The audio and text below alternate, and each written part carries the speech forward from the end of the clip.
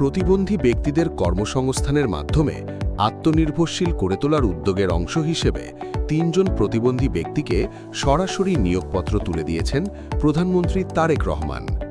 বৃহস্পতিবার ৩০শে জুলাই সকালে বাংলাদেশ সচিবালয়ের দিনের কর্মসূচির শুরুতেই তাদের হাতে নিয়োগপত্র তুলে দেন তিনি। নিয়োগপ্রাপ্তরা হলেন গাইবান্ধার শাখাটা উপজেলার আয়েশা আক্তার, সিরাজগঞ্জের কামারখণ্ড উপজেলার নীলা খাতুন এবং নড়াইল সদর উপজেলার মোহাম্মদ হাসমাত আলী। তাদের মধ্যে আয়েশা আক্তার ও নীলা খাতুন দুজনেই শারীরিক প্রতিবন্ধী। জন্ম থেকেই 2 হাত না থাকলেও পা বিয়ে লিখে স্নাতকোত্তর সম্পন্ন করেছেন নীলা।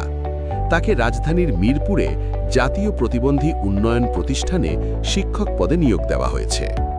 একইভাবে 2 হাত না থাকা আয়েশা আক্তারও পা দিয়ে লেখালেখি করে স্নাতকোত্তর সম্পন্ন করেছেন। প্রধানমন্ত্রীর কাছ থেকে নিয়োগপত্র গ্রহণের সময় তিনি মুখ দিয়ে সেটি গ্রহণ করেন। তাকে গাইবান্ধার বিয়াম ল্যাবরেটরি স্কুল অ্যান্ড কলেজে ক্লাস সুপারভাইজার পদে নিয়োগ দেওয়া হয়েছে। অন্যদিকে দৃষ্টি প্রতিবন্ধী মোহাম্মদ হাসমাত আলীকে সমাজসেবা অধিদপ্তরের অধীন ইউনিয়ন সমাজকর্মী পদে নিয়োগ দেওয়া হয়েছে। সংশ্লিষ্টরা জানিয়েছেন, কর্মসংস্থানের মাধ্যমে প্রতিবন্ধী ব্যক্তিদের সমাজের মূলধারায় সম্পৃক্ত করা এবং তাদের আত্মনির্ভরশীল হিসেবে গড়ে তোলাই এই উদ্যোগের প্রধান লক্ষ্য।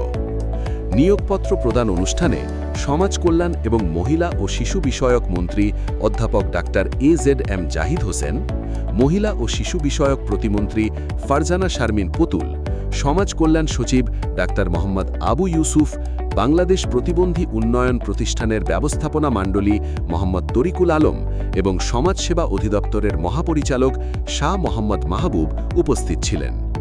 এদিকে 3 প্রতিবন্ধী ব্যক্তিকে চাকরি দেওয়ার উদ্যোগকে স্বাগত জানিয়েছেন বাংলাদেশ প্রতিবন্ধী কল্যাণ সমিতির প্রতিষ্ঠাতা আব্দুস সাত্তার দুলাল।